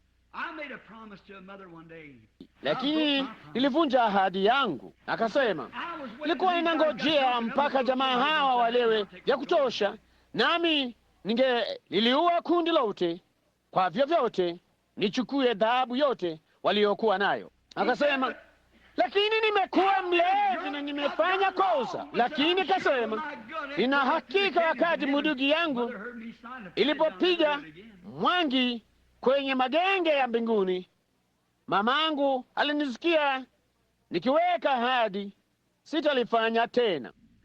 Na hapo kwa neema ya Mungu akawaongoza wote watu hao kwa Kristo, wote wale nje kule. Unaona, kuna kitu fulani kuhusu maji, kitu fulani kuhusu kuburudika. Wazo langu lilikuwa kufika majini unapokuwa na kiu. Kuna kitu fulani anachokutendea ni kufika majini unapoona kiu. Sasa yeye alisema, amani yangu na waachieni, amani yangu na wapeni, si kama ulimwengu uwapavyo amani, lakini jinsi yeye awapavyo amani. Amani yake hutuliza kiu yetu. Kama tunatamani amani, basi hebu na tuburudike katika amani yake, kujua kwamba tuna amani na Mungu kwa Bwana wetu Yesu Kristo. Yeye ndiye anayetupa amani ambayo hutuliza kiu yetu. Haya ile isemayo, yeye ni chakula cha kweli na kinywaji cha kweli. Nina alama ndogo hapa, aya ya 57. Chakula cha kweli na kinywaji cha kweli. Sikilizeni kile alichosema yeye hapa: kama vile Baba aliye hai alivyonituma mimi, nami ni hai kwa Baba, kadhalika naye mwenye kunila atakuwa hai kwa mimi. Kwa maneno mengine, Baba alinituma mimi, nami ni hai kwa yeye, na kila mtu ambaye huja kwa Kristo lazima aishi kwa Kristo. Lo, jamani, hivyo ndivyo ilivyo. Huo ndio ushirika, huo ndio ushirika wa kweli unaopata wakati unapoishi kwa Kristo. Sasa miili yetu huhitaji chakula na kinywaji kila siku ili kuishi. Miili yetu ya kawaida, kama hatuli chakula kila siku na kunywa, basi miili yetu hudhoofika.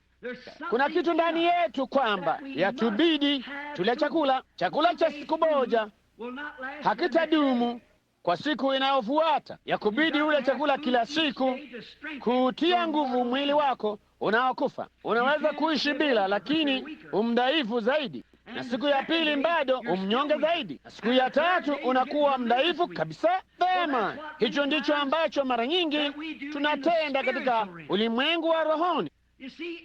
Kila siku yatubidi kushirikiana na Kristo, yatubidi kuzungumza naye kila siku, yatubidi tupatane naye kila siku. Paulo alisema, ninakufa kila siku.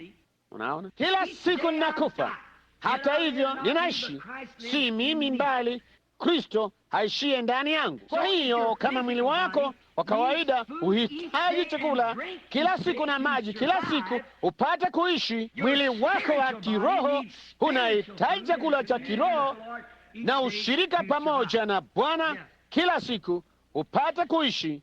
Ndiyo, Yesu alisema, mtu hataishi kwa mkate tu, lakini kwa kila neno litokalo kinywani mwa Mungu. Kwa hiyo kila siku yatubidi kusoma Biblia. Watu wengine hawaisomi kamwe, wengine huichukua kila mara 2 au 3 kwa mwaka, lakini mwamini wa kweli hasa, ambaye kweli amejengwa kiroho, huisoma Biblia yake kila siku na kuzungumza na Bwana.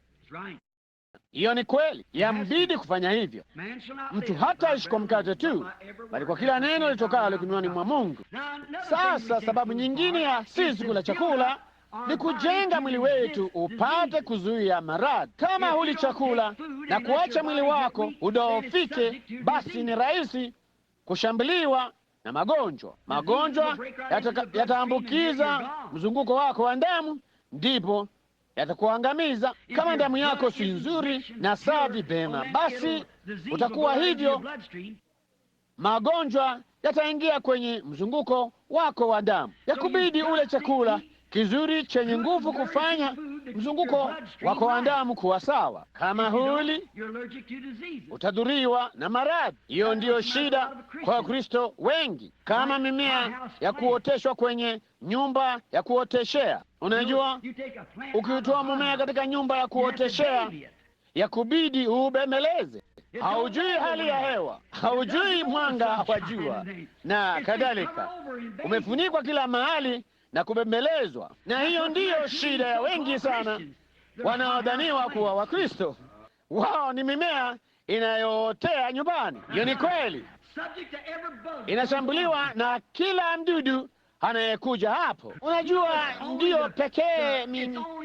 ndiyo pekee mimea dhaifu ambayo haina budi kupuliziwa dawa au mimea ya kuchanganyisha mbegu. Unajua, ukimchukua ng'ombe mzee wa aina ya gredi na kufungulia huko nje malishoni na kumwachilia ng'ombe wa kienyeji nje kule, huyo wa kienyeji anaweza kufanikiwa kwa sababu ni mzao wa kiasili. Bali hebu mchukue wa kisasa au wa gredi ambaye amechanganyikiwa mbegu. Ni ng'ombe mzuri zaidi kwa kuonekana kwa macho, hakika mnene zaidi na mwenye afya nzuri zaidi, lakini hebu waachilie huko na hawawezi kufanikiwa, watakufa. Yawabidi washughulikiwe sana, Naona hiyo ndiyo shida leo. Tunao Wakristo waliovalia nadhibu zaidi, makanisa makubwa zaidi, na wingi wa elimu,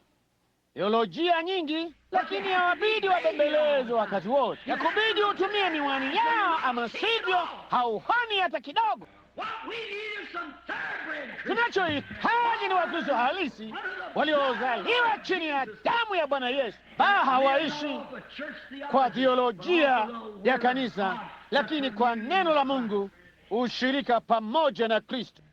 Neno likija katika mwamini, mwili wake wa Kristo unajengwa. Si mtoto wa kibanda wa nyumba ya kuoteshea. Kulikuwa na mhuduma mmoja aliyesema leo, nilimsikia alisema hivyo katika redio. Alisema kwamba alipokuja nchini alikuwa na shida ya tundu ndani ya paji, nao walikuwa wakizungumzia juu ya kupasuliwa. Nao walisema kwamba watafanya hivi na vile na kumkata na kumpasua na kuondoa sehemu ya kifuko cha paji ambalo ingeubonyeza uso wake na kadhalika namna hiyo. Naye alisema amekula vidonge chungu nzima. Ilielekea kwamba kulikuwa na vidonge vingi ambavyo ilimbidi atumie. Pale alipokuja kwa daktari mzuri wa Kikristo, yule daktari alisema, hebu na tusahau vile vidonge, na hebu tusahau kule kupasuliwa, na tujenge mwili ili uweze kumpinga mwana sayansi. Basi kuna nini kwamba watu hawaishi kirevu vya kutosha kama ilivyokuwa? Yatubidi tupate sindano kwa ajili ya hilo na sindano kwa ajili ya lile, na kujipulizia sisi wenyewe kila aina za madawa. Inafanya nini? Inatufanya kuwa debwe wanene, laini, tusiofaa, ambapo watu wa kale, mbona tunadhuriwa na kila kitu. Sasa wanapata kudhurika zaidi na chochote kile. Nimesimama Afrika, sikuweza kudungwa sindano ya malaria, lakini mbu wa malaria angetua juu ya mkono wangu, ningepatwa na malaria. Hawapigi kelele na ni vigumu kwako kujua. Wanatua tu, basi umeisha yapata, ama ukiishi utakuwa nayo kwa miaka 15, na alafu wakati mwingine yanakuwa. Na kulikuwa na wale wenyeji kwenye vibanda vyao vidogo, huku mbu wamejaa miguuni mwao, nao ni uchi. Mbu wametua juu yao, mbu wa malaria, nalo halikuwahangaisha. Kwa nini? Wamejijengea kinga. Walikuwa na chanjo waliopewa na Mungu. Na hiyo ndiyo shida ya watu leo. Hiyo ndiyo shida kwa kanisa. Tuna sindano nyingi sana za kitoto na biolojia iliyotengenezwa na mwanadamu, mpaka tumepuliziwa kila mahali. Tunachohitaji ni chanjo ya Mungu kwa neno la Bwana Mungu. Mtu ataishi kila siku kwa chakula cha aina hiyo. Shinga nafsi yake kutokana na maradhi ya kiroho ambayo yanayosambaa na kuruka kila mahali nchini. Na maandishi mengi juu ya jambo hili, lakini sina budi kukoma. Sasa jijenge, jitayarishe kwa chanjo. Sasa tunaishi kwa hili. Miili yetu lazima iwe na hii, na kama hatuishi kwa hii, basi tunaweza kupata maradhi ya kila namna. Na neno la Mungu tunapoliamini na kulikubali kwa ushirika, Bwana, neno lako ni kweli. Kanisa langu linasema haikulazimu kuzaliwa mara ya pili. Wanasema kupeana mikono ni kuzaliwa mara ya pili. Wanasema kunyunyiziwa maji. Wanasema mambo haya mengine yote ni kweli, Baba, Mwana, Roho Mtakatifu. Lakini Biblia ilisema kubatizwa katika jina la Bwana Yesu Kristo. Unaona? Sasa wewe endelea na sindano hizo za kubuniwa na watu. Ukitaka utajifanya mwenyewe Mkristo wa uongo. Taki jambo hilo, huwezi kupata uhai isipokuwa tu kupitia kwa Kristo. Na sasa neno lake linafanya nini? Linaujenga mwili wetu wa kiroho imara tunaposhirikiana na yeye kumpinga Shetani. Wewe unasema, ndugu Branham, ni nini hicho unachosema? Kushirikiana katika neno lake? Ndiyo, yeye ni neno. Hapo mwanzo kulikuwako neno, naye neno alikuwa kwa Mungu, naye neno alikuwa Mungu, naye neno alifanyika mwili akakaa kwetu, nasi atupasa kula mwili wake. Basi mwili wake neno lake, kwa sababu yeye ni neno. Naye alisema katika Yohana Mtakatifu 15, ninyi mkikaa ndani yangu na ushirika wangu neno langu likikaa ndani yenu, basi mwaweza kuomba mtakalo nanyi mtatendewa. Basi hiyo ni kweli. Naona ombeni mtakalo. Unafanya nini? Unaujenga mwili wako upate chanjo kutokana na mtu fulani anaingia akasema, lo, kanisa letu aliamini katika kupaza sauti. Unaona, umejengwa nini? Una ushirika ndani yako neno, na umechanjwa kwa huo. Kama upuzi mtupu ukija, ni nini? Hauna neno ndani yake, basi wewe una hakika ni kosa. Sijali linaonekana halisi jinsi gani, kama si neno, liache. Kweli, liache. Sijali linafanya nini, lazima lilingane na neno katika maombi, kama nilivyokuwa ninamnukuu Mikaya akisimama pale. Angalia, ulionekana sawa hasa wakati Israeli iko hapa na sehemu hiyo ya nchi ilikuwa ni mali yao. Wale wageni wameingia na kuichukua kutoka kwao na wamejenga nyumba zao wenyewe, na walikuwa wanakulia sehemu ya nchi ambayo Mungu aliwapa. Kwa hiyo ilionekana kama wale manabii 400 wa Kiebrania walikuwa sahihi, lakini unajua, kulikuwa na kitu fulani kumuhusu Jehoshafati kilichokuwa cha kiroho. Alisema, je, una mwingine? Akasema, ninaye mwingine, lakini akasema, ninamchukia. Jambo pekee analofanya ni kutabiri uovu. Akasema, nenda ukamwite tukamsikize. Naye akakwea akasema, endeleeni, kwaeni huko. Lakini namwona Israeli ametawanyika kama kondoo asiyekuwa na mchungaji. Ipo akasimulia ono lake. Sasa ni wanani sahihi? Ilionekana kama wale 400 walikuwa sahihi, watu 400 waliofunzwa vizuri, wakisema, kwea, Bwana yu pamoja nawe. Na hata Zedekia alikuwa ametengeneza pembe 2 kubwa za chuma, akasema, kwa hizi utawasukuma wale wageni kutoka nchini. Alikuwa na hakika yeye alikuwa sahihi. Yeye alijua alikuwa sahihi, lakini unaona, alikosea. Huyo hapa Mikaya, mmoja dhidi ya 400, naye alisema, kama ukikwea Israeli watatawanyika bila mchungaji. Na wengine wakasema, kwea, Bwana yu pamoja nawe. Sasa kimali walikuwa sahihi, sehemu hiyo ilikuwa mali ya Israeli, lakini neno la Mungu lilikuwa limemhukumu Ahabu. Kwa hiyo Mungu angewezaje kubariki ambacho yeye amelaani? Ndivyo ilivyo hapo leo hii. Unaona, neno la ushirika ilikuwa ndani ya Mikaya. Sasa kama unashirikiana na Mungu katika kumzungumzia ushirika halisi, na Roho aliye ndani yako hapatana neno hili, ushirikiani na Mungu, unashirikiana na mashetani, na wanaigiza sana. Biblia ilisema katika siku za mwisho karibu wangewapoteza walio wateule kama yamkini, bali mbingu na nchi zitapita, lakini neno langu halitapita. Na kama Paulo alivyosema Wagalatia 1:8, kama malaika kutoka mbinguni akihubiri injili nyingine yoyote isipokuwa hii iliyokwisha kusikia, na alaniwe. Hata malaika katika kanisa la mwanzoni, wakati watu wale kama Mtakatifu Martin, Ireneo au watu wacha Mungu, wakati Shetani angejitokeza kama malaika wa nuru, lakini wewe angalia, atakuwa kidogo nje ya neno.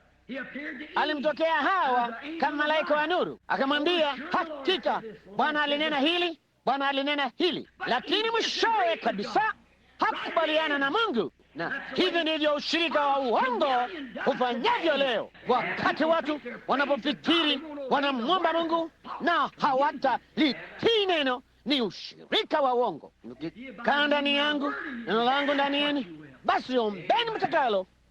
Unaona, na mtatendewa. Sasa haliwezi kufanya kazi wakati mmoja halafu lishindwe wakati mwingine. Mkikaa ndani yangu, neno yangu yakikaa ndani yenu, yaani yadumu mle. Kukaa humaanisha kubakia hapo, kudumu papo hapo. Ndiyo, hilo ni kuchanjwa dhidi ya maradhi ya dhambi. Sasa hebu nifunge kwa kusema neno hili moja sasa, kabla ya kufika kwenye meza ya ushirika. Damu na mwili wa Bwana vikichanganyikana na imani, hiyo ni damu na mwili. Hilo ni roho na neno vikichanganywa na imani, ni sawasawa na uzima wa milele. Aulaye mwili wangu na kunywa damu yangu yuna uzima wa milele, nami nitamfufua siku ya mwisho. Basi ni nini? Ushirika wa Bwana. Neno na roho, uhai huu uko katika damu. Neno na roho ni sawasawa na uzima wa milele kwa imani katika Bwana. Hili hapa ombi langu, inapoona mwisho unakaribia na kuona dakika yoyote kitu fulani kingeweza kutukia, na kujua kwamba hatuko mbali na kuja kwa Bwana.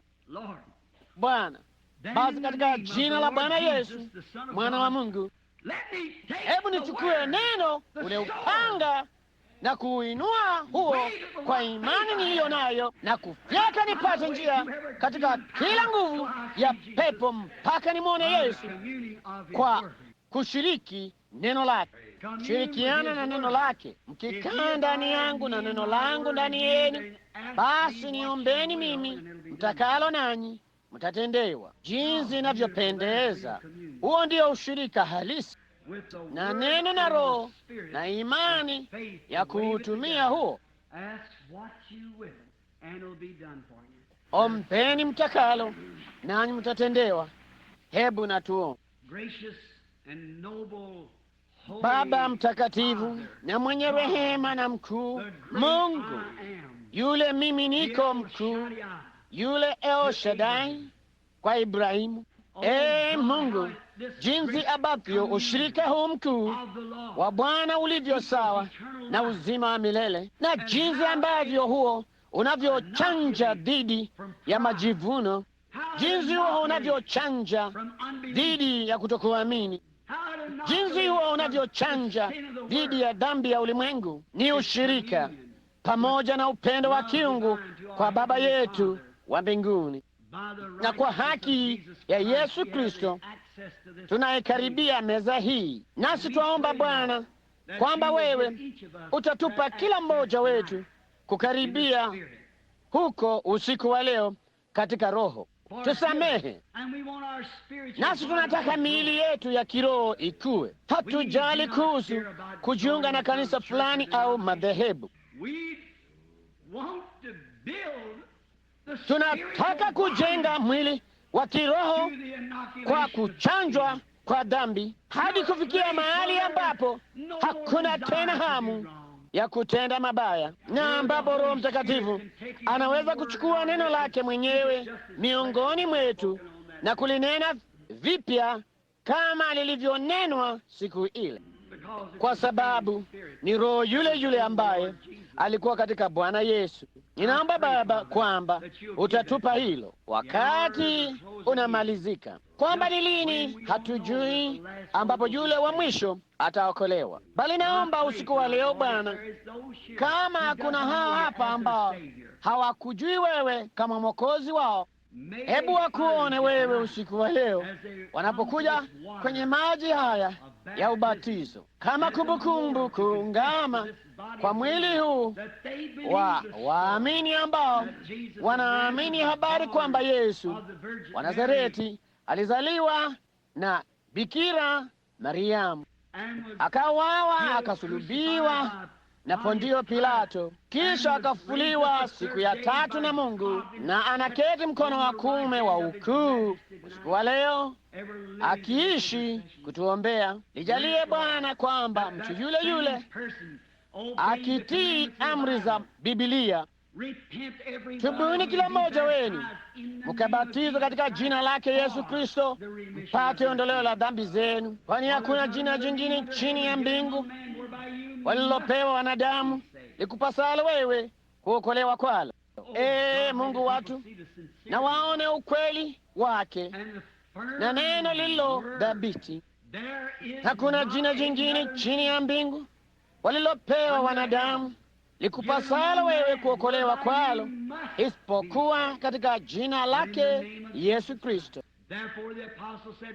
Kwa hiyo mtume alisema, tubuni kila mmoja wenu mkabatizwe katika jina lake Yesu Kristo pate ondoleo la dhambi, nanyi mtapokea kipawa cha Roho Mtakatifu, kwa maana ahadi ni kwa kila wakati, kwa wote watakaoitwa na Bwana Mungu wetu wamjie. Jalia Bwana kwamba kutakuwa na kuita kwingi usiku wa leo, na imenenwa pia na Bwana wetu, hakuna mtu awezaye kuja kwangu asipovutwa na Baba yangu, na wote aliyenipa Baba watakuja kwangu. Kondoo wangu huisikia sauti yangu. Mgeni na kama mgeni akizungumza sauti ambayo si ya kimaandiko, upesi kondoo wataitambua. Mungu, na iwapo ni sauti yako Biblia yale isemayo, kila kondoo ataisikia hiyo, kwa sababu hicho ndicho chakula cha kondoo. Wameshiriki, wanajua Baba hulisha chakula cha aina gani.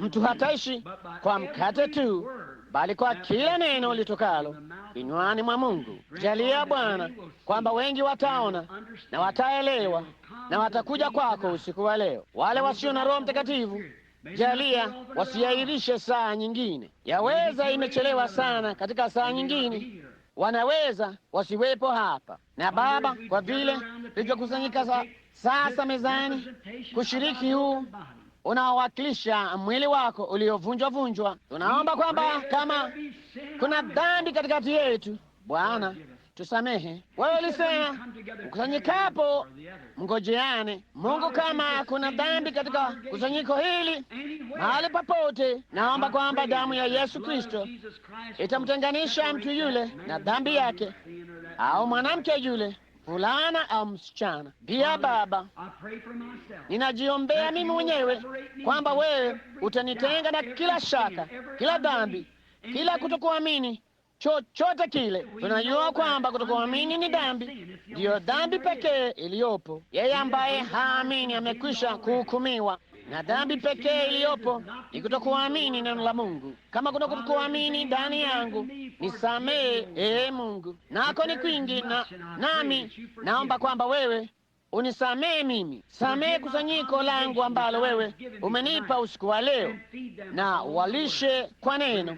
Tujalie na tunaposhiriki kumbukumbu hizi ndogo za mwili uliovunjwa wa yeye ambaye amefufuka katika wavu na juu hai siku zote miongoni mwetu, tujalie tupokee ushirika toka kwake Bwana, ushirika wa Roho Mtakatifu.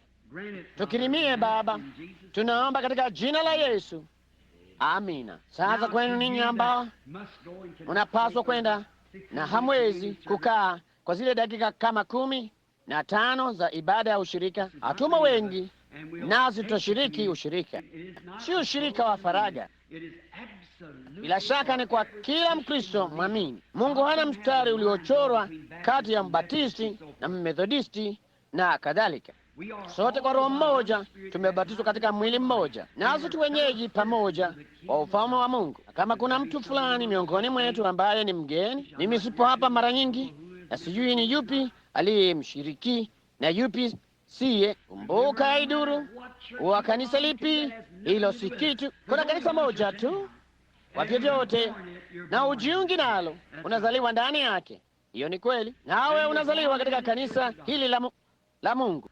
Nasi twaomba kwamba utampokea Kristo usiku wa leo, kushiriki naye tunapokumbuka mwili wake na vitu hivi vidogo tunavyoshiriki ya Pasaka. Na Mungu anyunyize mioyo yetu na dhamira zetu kwa damu.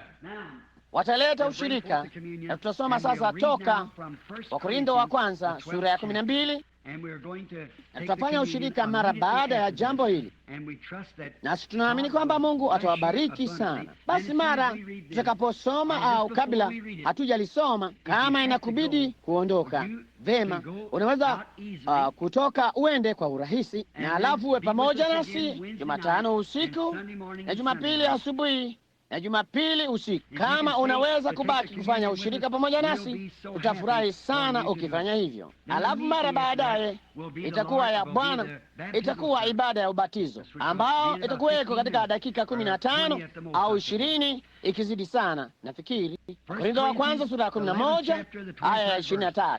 Mimi nilipokea kwa Bwana niliyowapa nanyi, ya kwamba Bwana Yesu usiku aliotolewa alitwaa mkate, na kisha kushukuru akaumega, kasema, utwaeni mkaule, huu ndio mwili wangu ulio kwa ajili yenu, fanyeni hivi kwa ukumbusho wangu. Na vivi hivi baada ya kula akakitwaa kikombe, akisema, kikombe hiki ni agano jipya katika damu yangu, fanyeni hivi kila mnywapo kwa ukumbusho wangu. Maana kila mlapo mkate huu na kukinywea kikombe hiki, ninyi mnaitangaza mauti ya Bwana hata ajapo. Basi kila ambaye hata ula huo, kila aulaye mkate huo na kukinywea kikombe hicho cha Bwana isivyostahili, atakuwa amejipatia hatia ya mwili na damu ya Bwana. Lakini mtu ajioje mwenyewe, na hivyo ule mkate na kukinywea kikombe. Maana alaye na kunywa isivyostahili ula na kunywa hukumu ya nafsi yake, kwa kutokupambanua ule mwili wa Bwana. Kwa sababu hiyo wako wengi kwenu walio hawawezi na ni wadhaifu na kadha wa kadha wamelala. Lakini kama tungejipambanua nafsi zetu, tusingehukumiwa, ila tuhukumiwapo tutarudiwa na Bwana, isije ikatupaza kuhukumiwa pamoja na dunia. Kwa hiyo ndugu zangu, mkutanikapo mpate kula, ngojaneni ninyi kwa ninyi. Sasa hebu muda kidogo wa sala ya kimya kwa kila mmoja wetu. Niombeeni wakati napowaombea.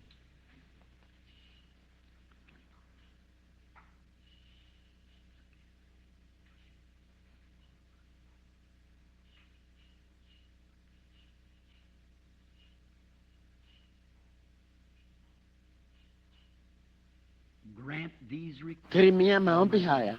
Mwenyezi Mungu, tusamehe makosa yetu kama sisi nasi tuwasamehavyo wale waliotukosea. Haya tunaomba katika jina la Yesu Kristo, amin.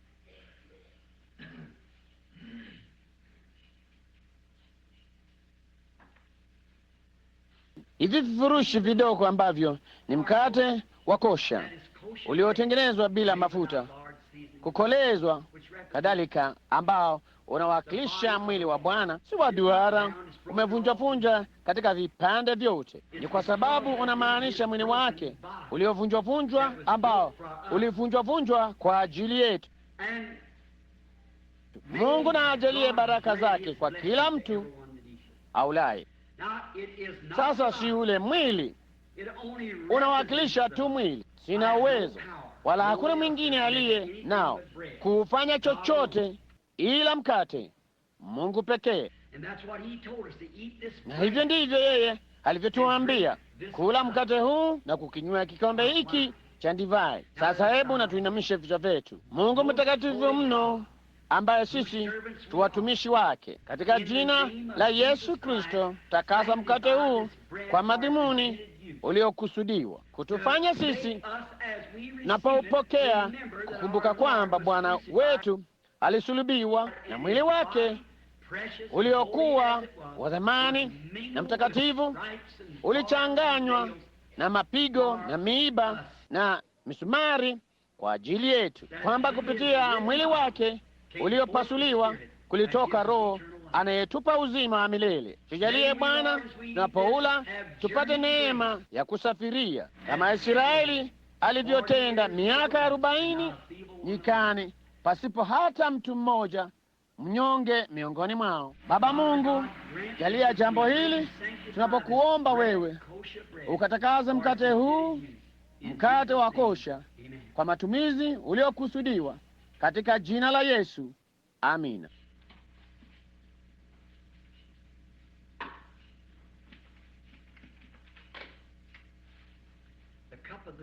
Kikombe cha Agano Jipya, damu. Inafikiria wimbo ule, tangu nilipoona kwa imani kijito kile kibujikacho toka kwenye jeraha zako. Upendo wa ukombozi umekuwa ndio jambo langu kuu, na utakuwa hivyo mpaka nife. Nionapo damu hii, zabibu, damu ya zabibu, ninajua inawakilisha damu ambayo ilitoka kwenye mwili wa Bwana Yesu. Jalia kila apokeaye hii awe na uzima wa milele. Magonjwa na yatoweke kwenye miili yao, uchovu na unyonge, kukadamizwa. Jalia Ibilisi katika kila hali awaache, ili waweze kuwa na nguvu na afya na uzima wa milele. Wacha nuru yao iangaze mbele ya kizazi hiki kibaya na cha zinaa, tuishimo kumtukuza Mungu. Baba wa mbinguni, tunakuletea wewe uzao wa mzabibu katika jina la Yesu Kristo, utakaze kuwakilisha damu ya mwanao Yesu. Katika hiyo tunapata alichubuliwa kwa maovu yetu, na kwa kupigwa kwake sisi tumepona. Jalia Bwana kwamba uhai ule utakuja kwetu, uzima wa milele kwa wingi, ili tupate kutumikia vyema zaidi, tuwe na nguvu na afya, kutuchukua toka mahali hadi mahali ambako tunatarajia kukutumikia wewe, popote utakapotuita. Jalia baraka hizi katika jina la Yesu tunaomba, amin.